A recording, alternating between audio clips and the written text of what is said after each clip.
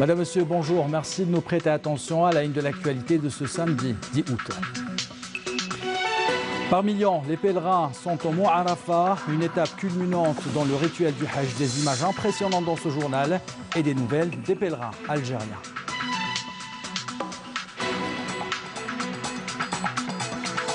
Dans ce journal, nous consacrons un volet à Eid al-Adha, la prévention contre le pli sylvatique, la permanence des hôpitaux et puis les conseils concrets et pratiques de l'invité de ce 19h, Dr Kamel Ait Obeli. Et puis à la veille de l'Aïd, on vous propose des douceurs algériennes en plein cœur de Paris. Les gâteaux algériens qui séduisent notre communauté en France, mais aussi les étrangers. Un reportage à suivre. L'enquête de ce journal s'intéresse à un accessoire que vous portez souvent durant l'été, les lunettes solaires. Comment les choisir, selon quels critères? Réponse à la fin de ce journal. Bienvenue à tous, nous entamons ce journal par Arafat. Arafat justement, l'un des moments culminants du Hajj, vêtu de blanc qui symbolise justement la pureté et la dignité. Des millions de pèlerins accomplissent le 5e pilier de l'islam, un moment marquant dans la vie de ces pèlerins mais aussi dans la vie des musulmans. Le point avec Mounana Welhamoudi.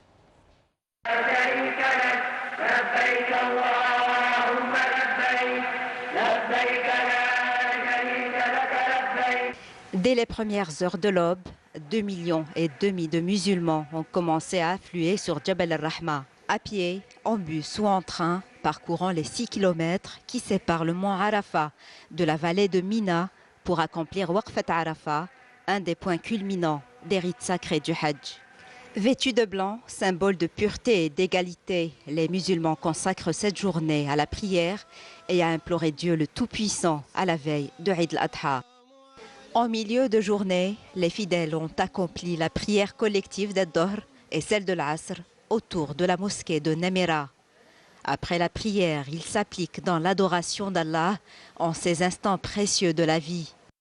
Un rassemblement immense sous un soleil de plomb où la température dépasse les 43 degrés.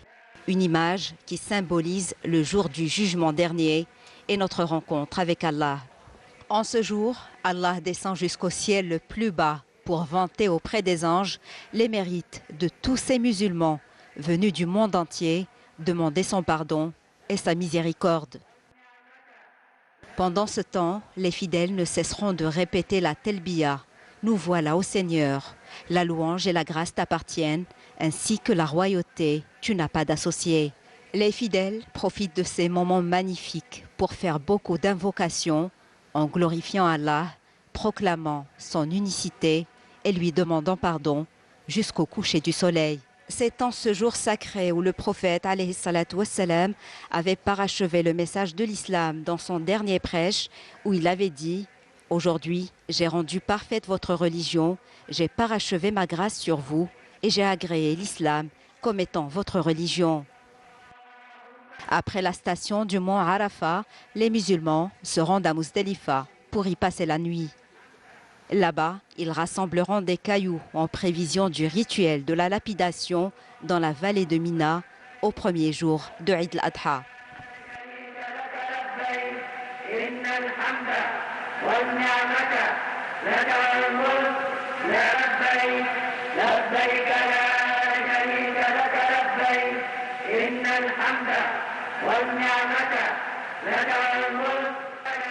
Et selon la correspondante de la télévision algérienne à la Mecque, des pluies torrentielles ont obligé les pèlerins algériens à rester dans leur tente. Le ministre des Affaires religieuses et des Waqf, Youssef Belmahdi, rassure, aucun pèlerin algérien n'a été blessé.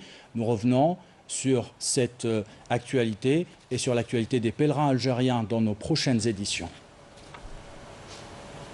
L'Aïd, c'est demain. On vous parle depuis plusieurs jours du choix du mouton de l'Aïd. Ce choix diffère d'une région à l'autre. Nous allons vous parler de la race de Sidaoun à Adrar. Ce sont des moutons à poil de chèvre, à la viande tendre, paraît-il.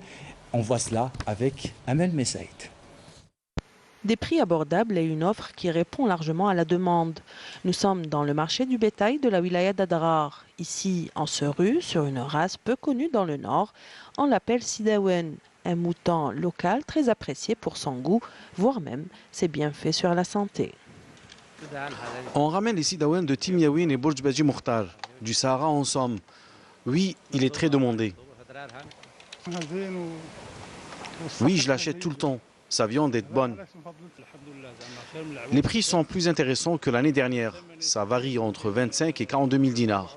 En prévision de toute déclaration de maladie, les services vétérinaires veillent au contrôle régulier du bétail. Nous contrôlons au même titre le bétail local que celui ramené des autres wilayas. Ce dernier doit avoir un certificat de santé délivré des services vétérinaires. Il s'agit d'une race locale, très résistante à la chaleur, ce qui facilite son élevage car elle s'adapte rapidement. En dépit de leur prix très raisonnable, les habitants d'Adrar préfèrent tout de même acheter leurs moutons bien à l'avance pour faire plus d'économies. Et si vous fêtez l'Aïd demain, vous serez certainement concerné par ce reportage. On vous parle du kyste sidatique, une maladie qui se développe souvent de façon silencieuse. C'est le cas de Ishaq, âgé de 20 ans. Il a rattrapé le parasite durant son enfance. Les symptômes ne se sont apparus que récemment. Il doit subir une intervention chirurgicale. Comment alors reconnaître le kyste sidatique? Comment se protéger? La réponse avec Saïda Mayouf. Ishaq, il vient de découvrir sa pathologie il n'y a même pas 2 mois, sachant qu'il a vécu à Oussara pendant 10 ans. Donc il est âgé de 20 ans maintenant. Donc il a dû attraper le parasite durant son enfance. Mais comme on sait que le kyste sidatique évolue à bas bruit, donc il s'est manifesté à l'âge de 20 ans. Donc suite à des douleurs abdominales, il a bénéficié d'une échographie puis d'un scanner qui ont, c'est-à-dire objectivé ou qui ont posé le diagnostic de ce kyste sidatique. Le jeune Ishaq, 20 ans, admis au CHU de Douira, devra subir incessamment une intervention chirurgicale. Le kyste sidatique a sérieusement affecté son foie. Donc le foie, comme on sait tous qu'il y a 2 parties, il y a le foie gauche et le foie droit. Là, dans son cas, le kyste prend pratiquement tout le foie gauche. Donc pour voir les répercussions de cette maladie, qui reste une maladie bénigne, mais parfois, vu son siège ou le volume, elle peut devenir dangereuse.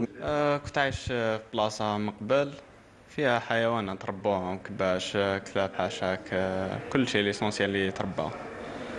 ومن بعد جينا سكننا لهنايا في ألجي في 2011 هكا ولا 12. ومن بعد جاني ميكروب لهنايا في يدي اوبيريت عليه. ومن بعد مع الوقت جاني كيست في الكبده كتطلع لي سخانه.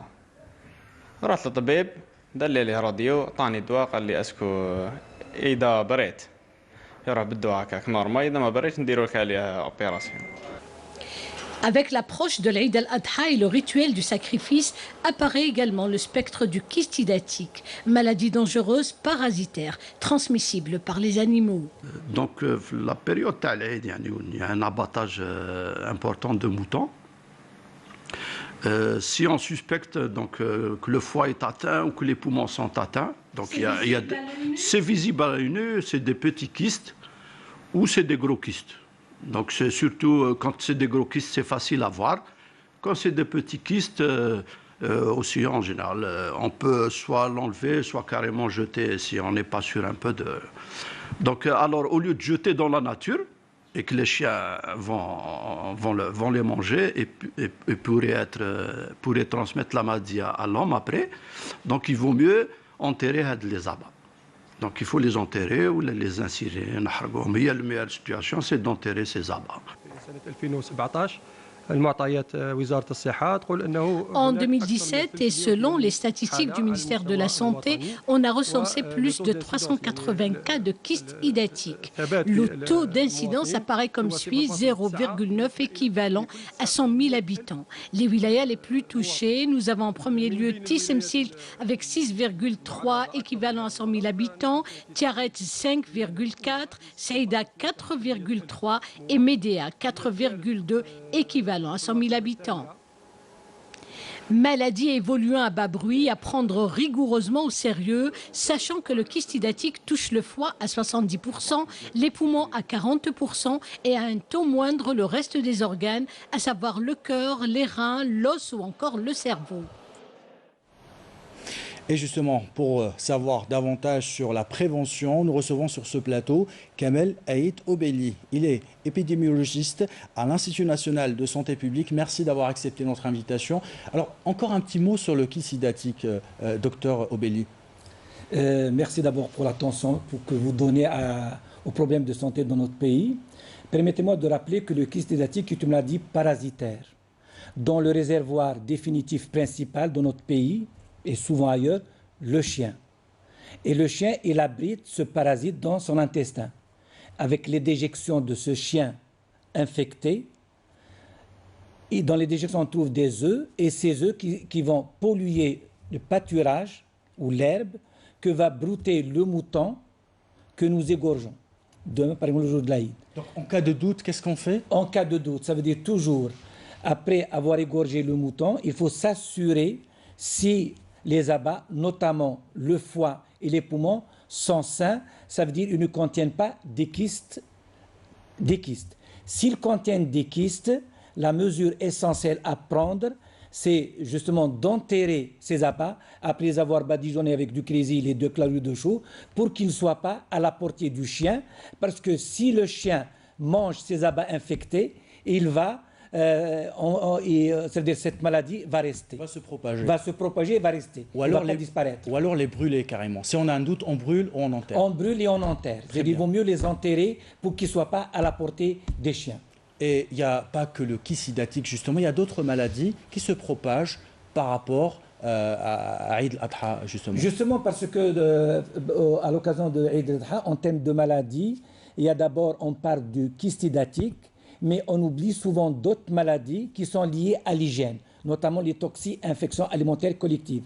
C'est pourquoi, demain, Inch'Allah, à l'occasion de l'Aïd, il ne faut pas oublier les mesures essentielles de l'hygiène alimentaire que nous sommes obligés de respecter toute l'année, y compris pendant le jour de l'Aïd. On va revenir justement pour parler toujours de prévention dans un instant. Et en prévision justement de l'Aïd, nous allons faire un tour du côté des hôpitaux. Une permanence est assurée pour prendre en charge les accidents liés au sacrifice. Une centaine de cas ont été enregistrés l'année dernière. Le reportage de Sabrina Salem, commentaire signé Amel Bouarba.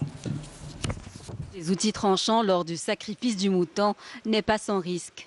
Et lorsque la prudence est absente, la fête de Eid al-Adha peut se transformer en drame. Un acte maladroit, un manque d'attention dans l'exécution de ce rituel peut entraîner des blessures parfois graves avec des séquelles indélébiles. Et justement, les services des urgences médicales sont en alerte pour prendre en charge les victimes de ces accidents domestiques durant ces jours de fête. Nous avons un professeur qui assure la permanence avec 6 à 7 autres médecins pour prendre en charge les cas urgents. Car il faut savoir que nous enregistrons beaucoup de victimes d'accidents domestiques qui surviennent durant les fêtes de Eid al-Adha. La mauvaise manipulation des couteaux et des haches peut causer des blessures. Il y a une pharmacie d'urgence, du matériel jetable, mais il y a le matériel en lui-même. Et pour faire face à ce genre de situation fâcheuse, moyens et équipes médicales sont mobilisés. L'année dernière, nous avons accueilli entre 105 à 110 cas des victimes d'accidents domestiques durant la fête de Eid al-Adha. Nous espérons que cette année, les citoyens fassent preuve de plus d'attention et de rigueur lorsqu'ils égorgent le mouton ou qu'ils s'abstiennent de le faire eux-mêmes s'ils ne savent pas. Mieux vaut confier cette tâche à des professionnels. Donc, je lance un appel à la prudence pour éviter la multiplication de ces accidents domestiques.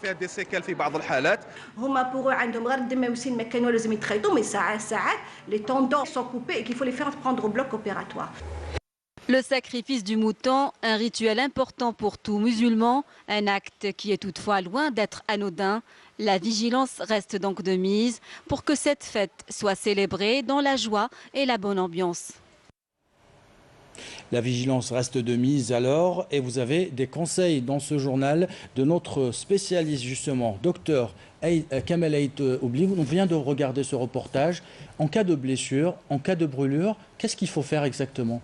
Justement, permettez-moi de dire à l'occasion de l'Eid al-Adha, en plus des mesures d'hygiène qu'il faut respecter, il y a des mesures de sécurité qu'il faut respecter.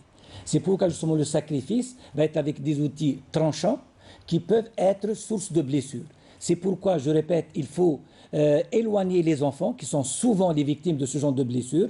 Donc nous avons deux types de problèmes, soit des blessures, soit des brûlures. En cas de blessure, ça veut dire que ce n'est pas toujours aisé de mesurer la gravité de la blessure. Donc, quelle que soit la gravité de la blessure, il faut la bander avec un pansement ou une bande propre et aller directement au centre de santé le plus proche. C'est la même chose pour les brûlures. Qu'est-ce qu'il faut faire exactement en cas de brûlure? En cas de brûlure, quel que soit le degré, il faut justement mettre de l'eau sous un jet d'eau et ne rien mettre. Aucune substance, parce que quelle que soit la substance qu'on a l'habitude de mettre, telle que dentifrice ou café, poudre de café ou autre, ne fait que compliquer l'intervention des médecins ou chirurgiens qui vont prendre en charge cette brûlure. Donc, en face de toute brûlure, il faut la mettre sous un jet d'eau abondamment et la bander avec une bande propre et aller directement au centre le plus proche, centre de santé le plus proche. Il faut la mettre devant un jet d'eau pendant combien de minutes? Un jet d'eau pendant 15 minutes idéalement. Mais l'essentiel, c'est de ne pas essayer de mesurer la gravité de la brûlure et d'aller directement au centre de santé le plus proche pour la prendre en charge. On termine avec un mot sur l'environnement, parce que c'est important aussi de le rappeler. Justement, permettez-moi d'ajouter le troisième élément essentiel pour demain l'Eid al-Adha. Nous avons dit, premièrement, c'est l'hygiène, deuxièmement, la sécurité, et troisièmement, c'est l'environnement. Ça veut dire que ce n'est pas normal, c'est dans les préceptes de l'islam lui-même qui vraiment, il ne faut pas égorger n'importe où, et quand on égorge, il faut quand même laisser tout propre. Merci. Comme on l'a laissé au début. Merci pour tous ces conseils, docteur Kamel Aït Obeli. Je rappelle que vous êtes épidémiologiste à l'Institut national de santé publique. Merci pour tous ces conseils. Merci à vous. Merci. Toujours à propos de l'Aïd, 36 000 commerçants assurent une permanence demain et après-demain pour veiller à ce que, ces mesures soient respectées. Le ministère du Commerce compte sur la technologie numérique. Une application est mise en service à Souer pour checker les commerçants ouverts et alerte aussi. Vous pouvez alerter à travers cette application ceux qui ne respectent pas les consignes. Mounana Ouelhamoudi. En prévision de Eid al-Adha, plus de 63 000 commerçants au niveau national sont mobilisés pour assurer la permanence durant les 2 jours de l'Aïd, et ce, en vue d'assurer la disponibilité des produits concernant notamment les fruits et légumes.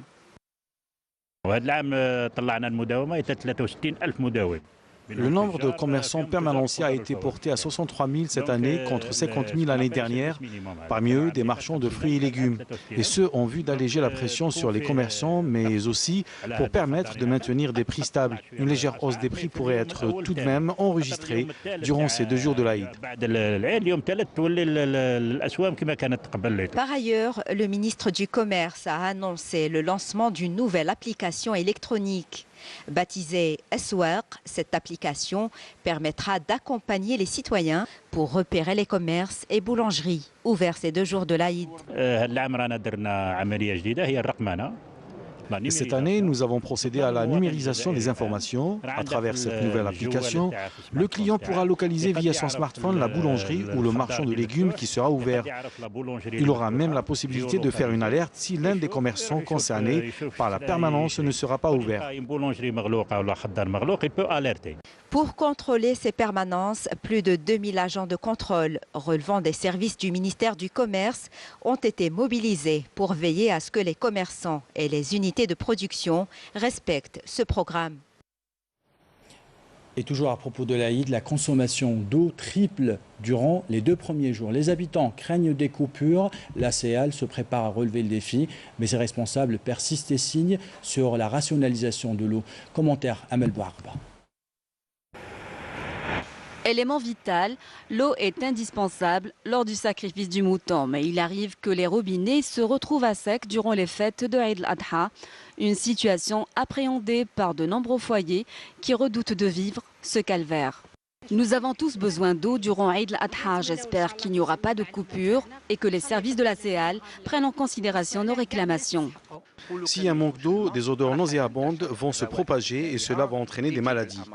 Et afin d'éviter les perturbations d'alimentation en eau potable, durant les 2 jours de Eid al-Adha, la Société des eaux et de l'assainissement d'Alger, la CEAL, a mis en place des mesures spéciales. La consommation تزيد 3 خطرات على العادي تاعهم. دونك حنا نسيو دائما نفورسيو les stations de surpression. Donc نعمروا le maximum des réserves. وزدنا بهذا الشيء ثاني 22 équipes d'intervention. عندنا 11 camions citernes qui sont disponibles à travers la wilaya d'Alger. Je demande à nos clients de rationaliser leur consommation d'eau potable durant l'Eid al-Adha. Rationalisation de la consommation d'eau potable est donc le mot d'ordre pour éviter une surconsommation et par conséquent une baisse rapide au niveau des réservoirs. Et la communauté algérienne est nombreuse à célébrer l'Aïd en France. Notre reporter Hasna Zoubiri était à Paris. Elle a visité une pâtisserie algérienne qui exhibe ses gâteaux tels des bijoux. Les clients sont des expatriés mais aussi des Français séduits par le savoir-faire algérien. Reportage. Les cornes de gazelle, baklawa, makrout ou encore dziriyet, ce sont bien des gâteaux de chez nous. Pourtant, cette pâtisserie algérienne se trouve à Paris. Notre curiosité nous a poussé à rentrer. Une belle rencontre avec ces Algériens, gardiens des traditions. Ça fait 27 ans qu'elle existe. C'est une pâtisserie algérienne. Et on fait tout ce qui est gâteau algérien, traditionnel bien sûr. Zeriyat, mkhabbez, baklawa, tcharak l'arian, tcharak msakkar. Et on a sorti pas mal de sortes de gâteaux. On travaille beaucoup sur le goût. On a à peu près dans les 87 sortes de gâteaux. Mais on travaille, et j'insiste sur ça, beaucoup sur le goût. Et on fait tout ce qui est traditionnel, tout ce qui est pain, mhajeb, ksra, khobz mtlo, voilà, tout ce qui est algérien. C'est notre ami qui nous a fait découvrir le gâteau algéroise. Enfin. Les gâteaux algérois. Algérois, voilà. Donc, qu'est-ce que vous en pensez? Vous êtes un habitué à chaque fois que vous venez ici? Enfin, de toute façon, oui. Mon fils, déjà, il était là à Paris, il faisait les études et tout. Et je l'ai ramené ici pour découvrir les gâteaux algérois, quoi, de chez nous. Il a beaucoup apprécié. La demande sur ces gâteaux est en hausse depuis quelques jours en raison de l'approche de l'Eid al-Adha. D'ailleurs, plusieurs Algériens ont déjà passé leurs commandes. On a des commandes pour spécialement le jour de l'Aïd. Généralement, c'est des gâteaux classiques. C'est des mkhabbez, zeriyat, baklawa et mkrout louz. C'est ça, les commandes généralement dans la fête de l'Aïd. C'est ça, c'est des gâteaux sacrés, quoi. Enrichie de savoir-faire et d'une culture culinaire variée, cette pâtisserie a également réussi à séduire les Parisiens et les nombreux touristes, devenus aujourd'hui de fidèles clients et grands fans de gâteaux et salés algériens. Parce que j'ai cherché à connaître un peu tous les produits et c'est des super produits, c'est super bon et c'est intéressant. Pour moi, c'est exotique, c'est un truc différent.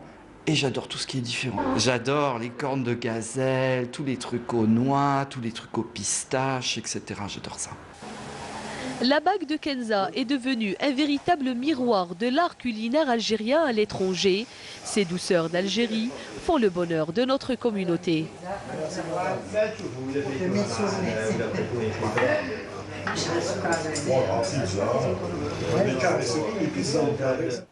Dans le cadre de la lutte antiterroriste et la sécurisation des frontières et lors d'une patrouille de fouilles et de recherche menée près de la bande de frontières, près de Tamanrasset, un détachement de l'armée nationale populaire a découvert hier une cache d'armes et de munitions contenant une mitrailleuse lourde de calibre 14,5 mm, 2 bandes à munitions 59 obus pour mortier 82 mm, 252 balles de calibre 23 mm, 262 balles de calibre 14,5 mm mm, un canon pour mitrailleuse lourde de calibre 14,5 mm.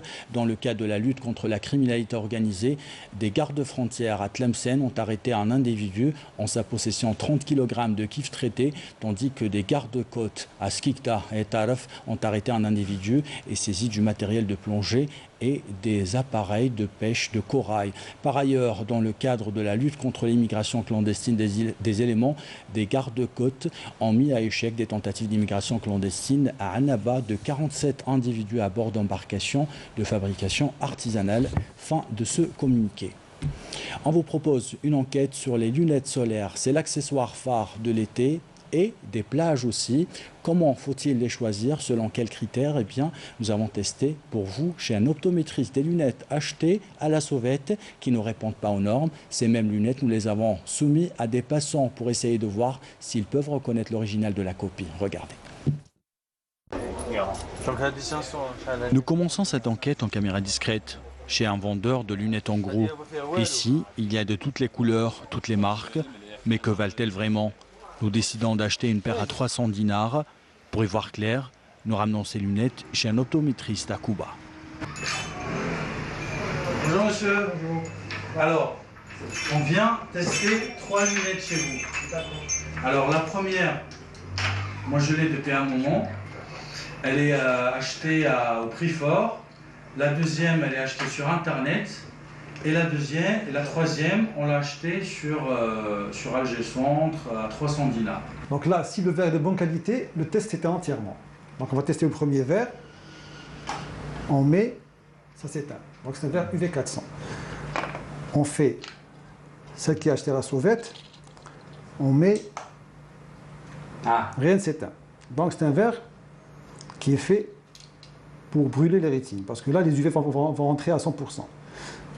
Pourquoi ça rentre à 100%? C'est un verre qui est foncé automatiquement. La pupille se dilate. Donc il n'y a aucune protection et les UV rentrent en force. Il est préférable de ne rien porter du tout parce qu'on a une protection naturelle qui est due à la pupille qui se rétrécit, la paupière qui descend et les cils. Donc ça protège naturellement contre les UV. Ça, c'est à jeter. On teste le dernier verre. Là, c'est bon. UV400, ça passe. Maintenant que nous sommes fixés, nous décidons de cacher les marques pour n'influencer personne. Nous mettons la paire qui n'a pas réussi le test au milieu et nous demandons aux passants: est-ce que vous pouvez tester ces 3 lunettes et nous dire laquelle est vraie et laquelle est la fausse?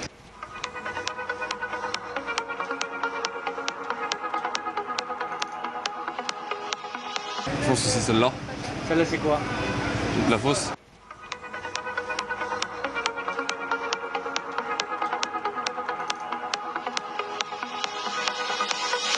Je pense que celles-ci sont vraies et celles-ci sont fausses.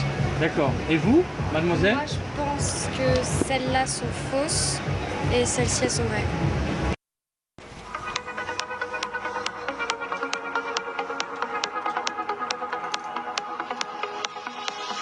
هذه الأوريجينال. هذه الأوريجينال. ولا فوس ونراهي كاين غير وحدة فوس. هذه لا فوس. Résultat, tout le monde s'est presque fait avoir. Nous montrons ces images à un ophtalmologue pour essayer d'avoir ses conseils. Qu'est-ce qui se passe quand vous portez ce genre de lunettes? Vous avez une dilatation des pupilles. Donc il y aura pénétration très importante des rayons ultraviolets et ce qui va engendrer, donc causer des pathologies comme cataracte, dégénérescence maculaire.